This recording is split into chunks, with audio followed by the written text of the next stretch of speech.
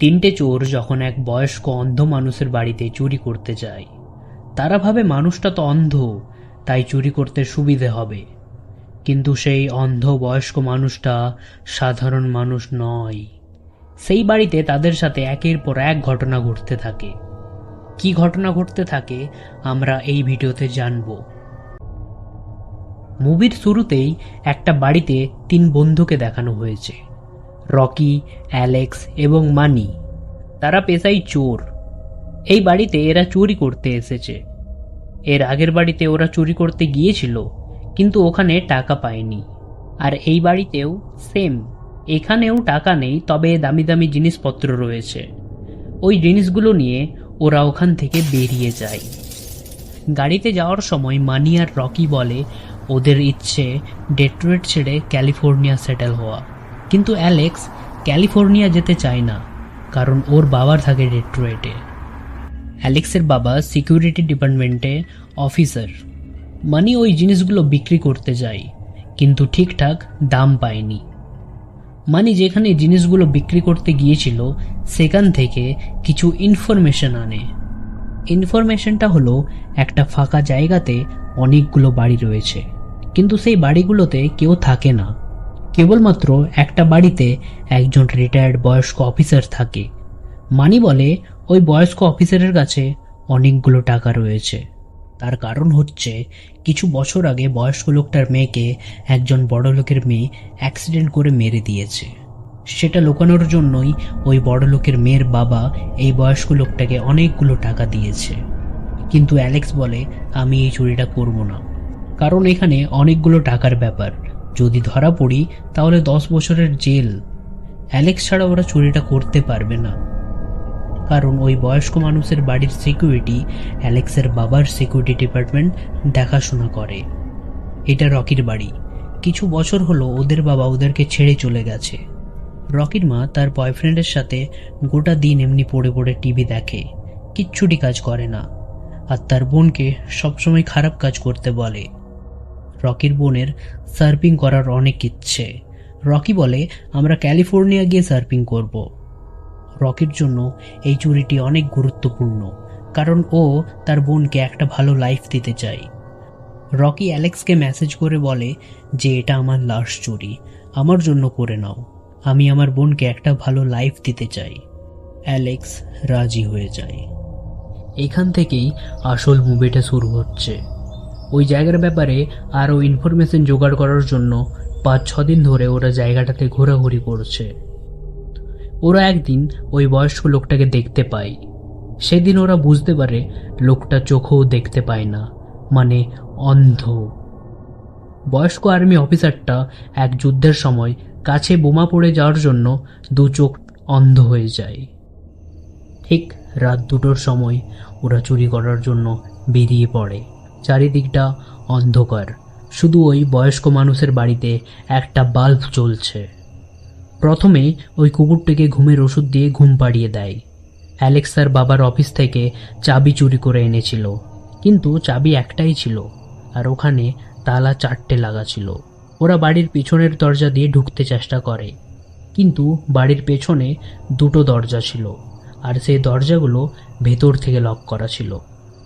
Rocky ওপরের দিকে দেখে একটা জানালা রয়েছে, যেটাতে লোহা বা গ্রিল দেওয়া নেই, কিন্তু সেখানে রকি একমাত্র ঢুকতে পারবে।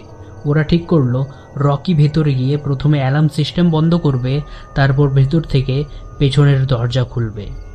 রকি জানালার কাঁচ ভেঙে বাড়িতে প্রবেশ করে। রকি প্রথমে অ্যালার্ম সিস্টেম বন্ধ করে দরজা খুলতে গিয়ে একটা টেবিলে ফটো দেখতে পায়। ওই ফটোগুলো হচ্ছে ওই লোকটার মেয়ের ফটো। রকি ভেতর থেকে দরজাটা খোলে। বাড়িতে ঢোকার পর প্রথমে ওরা নিজের জুতো খুলে দেয়, কারণ জুতোতে আওয়াজ করবে। মানি উপরে যায় ওই বয়স্ক লোকটার রুমে একটা ভিডিও চলছে, আর লোকটা ঘুমিয়ে পড়েছিল। ওই ভিডিওটা হতে পারে ওর মেয়ের ভিডিও।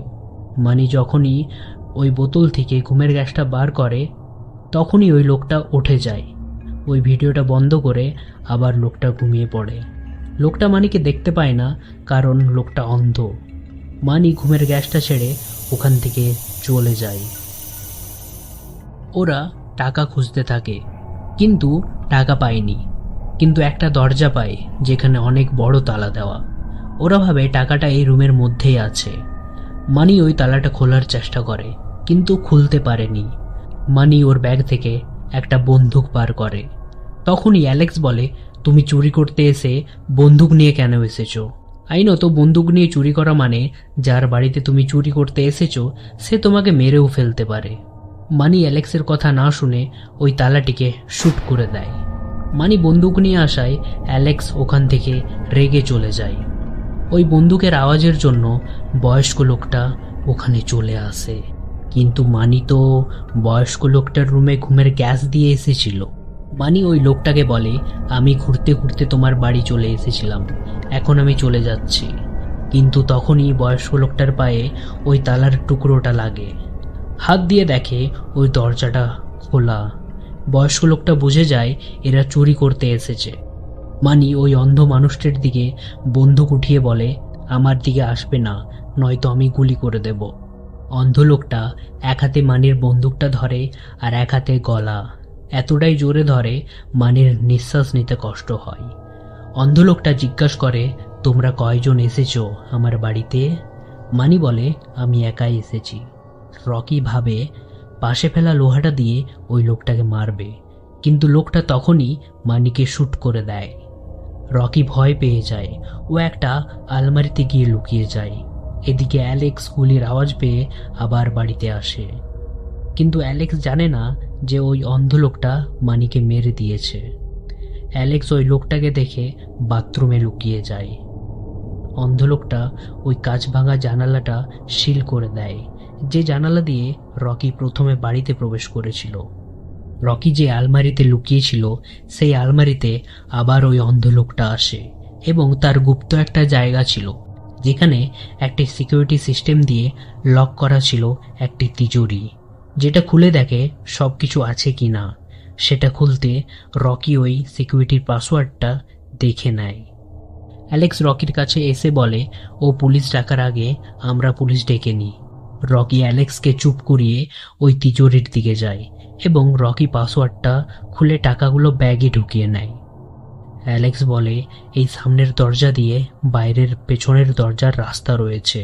রকি তাড়াতাড়ি যেতেই ওই দরজা দিয়ে ওই অন্ধ লোকটা বেরিয়ে আসে। রকি আর অ্যালেক্স কোনো আওয়াজ না করেই ওখানেই দাঁড়িয়ে পড়ে। অ্যালেক্স হালকা হালকা পেছনে যেতেই একটু শব্দ হয়ে যায়। লোকটা শব্দ শুনেই একদম অ্যালেক্সের দিকে বন্দুক উঠিয়ে দেয়। তখনই মানির পড়ে থাকা মোবাইলটি বেজে ওঠে আর ওই মোবাইলটিকে গুলি করে দেয়। আর্মিতে থাকার জন্য লোকটির নিশানা একদম পারফেক্ট। লোকটি মানির লাশটা নিয়ে চলে যায় আর ওরা এই সুযোগে দরজা খুলে ভেতরে প্রবেশ করে যায়, কিন্তু ওরা জানে না যে ওর ভেতরে ওদের জন্য কি অপেক্ষা করছে। বয়স্ক মানুষটা ওই রুমে যায় যে রুমে ওরা জুতো খুলে রেখেছিল। হাত দিয়ে দেখে ওখানে এক জোড়া নয়, 2 জোড়া জুতো খোলা আছে। ও বুঝে যায় শুধু একজন নয়, আরও লোক রয়েছে এই বাড়িতে। তাড়াতাড়িও ওই লকারের দিকে যায়, খুলে দেখে ওখানে কিছু নেই। ও পুরো রেগে যায়। ওই দিকে অ্যালেক্স আর রকি বাইরের দরজা খুঁজতে খুঁজতে হুট করে একটা মেয়েকে দেখে, বাঁধা অবস্থাতে, মুখ হাত সব বাঁধা। ওই মেয়েটা রকিকে একটা কাগজ দেয়, ওটা খবরের কাগজ। রকি দেখে বলে, এটাই সেই মেয়ে যে অন্ধ মানুষের মেয়েকে অ্যাক্সিডেন্ট করেছে। মেয়েকে অ্যাক্সিডেন্ট করার জন্য এই মেয়েকে বেঁধে রেখেছে। রকি আর অ্যালেক্স এই মেয়েটিকে খুলে তাড়াতাড়ি এখান থেকে নিয়ে যায়। ওরা বাইরের দরজাটা পেয়ে যায়। তাড়াতাড়ি অ্যালেক্স ওই দরজার তালাটা খোলে। তখনই দরজার বিপরীত দিকে লোকটা একটা বন্দুক নিয়ে দাঁড়িয়ে আছে। ফায়ার করে। অ্যালেক্সের কানে গুলিটা লাগে। 2-3টে গুলি ফায়ার করে। দেখা যায় ওই মেয়েটির গুলি লেগে গেছে। ওই মেয়েটির গুলি লাগার জন্য বয়স্ক মানুষটা অনেক ডিস্টার্ব হয়ে যায়, কান্নাকাটি করছে। কিন্তু কেন? ওই মেয়েটা তো তার মেয়েকে অ্যাক্সিডেন্ট করেছিল। এদিকে এরা ওই রুম থেকে বেরিয়ে সামনের দরজার দিকে যেতেই দেখে ওই কুকুরটার ঘুম ভেঙে গেছে। ওরা ওখানেই দাঁড়িয়ে যায়, কারণ ওরা দৌড়লে কুকুরটা ওদের পিছনে দৌড়বে। অ্যালেক্স রকিকে বলে, আমি এখানে দাঁড়িয়ে আছি, তুমি সামনের দরজার চাবিটা খোলার চেষ্টা করো। তখনই ওই দরজা দিয়ে ওই লোকটা আসার চেষ্টা করে। ওই দরজার আওয়াজে কুকুরটা অ্যালেক্সের দিকে দৌড়ে আসে। অ্যালেক্স রকিকে নিয়ে উপরের দিকে দৌড়ে একটা রুমে ঢুকে যায়। সেই রুমে ওরা ফেঁসে যায়। অন্ধ লোকটা বাইরে থেকে দরজা আঘাত দিতে থাকে। তখনই ওরা একটা ভেন্টিলেটর দেখতে পায়। অ্যালেক্স রকিকে যেতে বলে। রকি তাড়াতাড়ি ভেন্টিলেটরে ঢুকে যায়। এইদিকে এই দরজা দিয়ে কুকুরটা অ্যালেক্সকে আক্রমণ করে জানালার বাইরে ফেলে দেয়। অ্যালেক্স একটা কাচের ওপরে পড়ে, যেটা আস্তে আস্তে ভাঙছে। অ্যালেক্স যে কাচের ওপর পড়ে বেহুশ হয়ে পড়েছিল তার ঠিক নিচেই লোকটা ঘোরাঘুরি করছে। এদিকে ওই কুকুরটাও ওই ভেন্টিলেটরে ঢুকে যায়।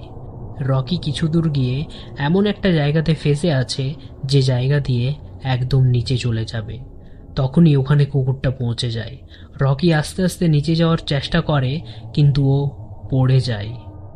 এদিকে ওই কাচের উপর দিয়ে আস্তে আস্তে উঠতে চেষ্টা করে। তখনই ওই লোকটা জানালা দিয়ে অ্যালেক্সকে শ্যুট করে দেয়, আর কাচ ভেঙে নিচে পড়ে যায় অ্যালেক্স। ওখানে ওই অন্ধ লোকটা আসায় অ্যালেক্স আর ওই লোকটার মাঝে অনেক হাতাপাই হয়। লোকটা অ্যালেক্সের শরীরে বড় অস্ত্র ঢুকিয়ে চলে যায়।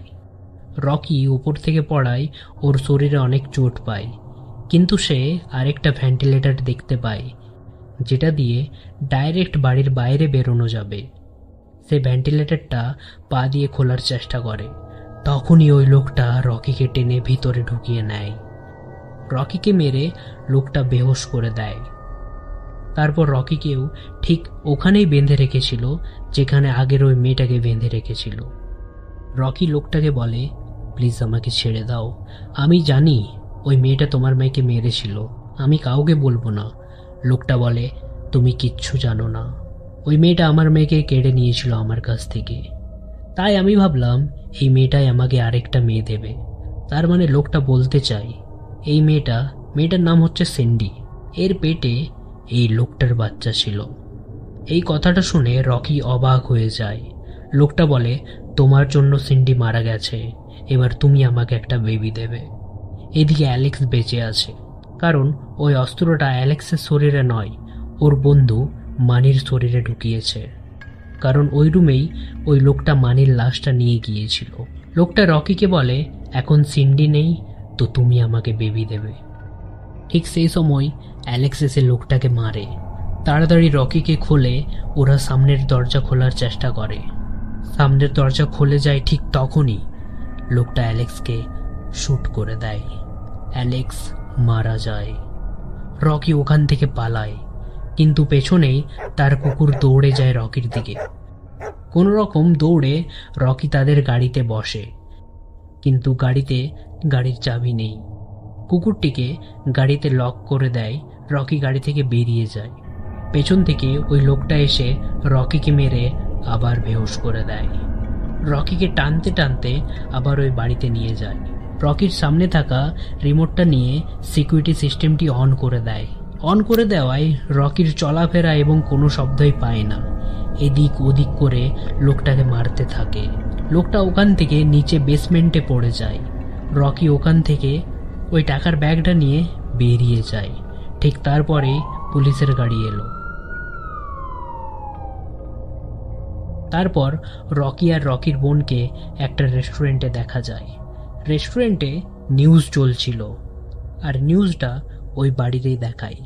নিউজে বলে একটা রিটায়ার্ড সোলজারের বাড়িতে দুটো চোর ঢুকে যায়, কিন্তু রিটায়ার্ড সোলজার দুজনকে মেরে নিজেও একটু চোট পায়। তবে কিছুদিনের মধ্যেই ডিসচার্জ হয়ে যাবে লোকটা হসপিটাল থেকে। রকি আর রকির বোন ক্যালিফোর্নিয়া চলে যায়, আর মুভিটা এখানেই শেষ হয়ে যায়। তাহলে আজ এখানেই শেষ করলাম। দেখা হচ্ছে পরের কোনো ইন্টারেস্টিং গল্পতে। বাই।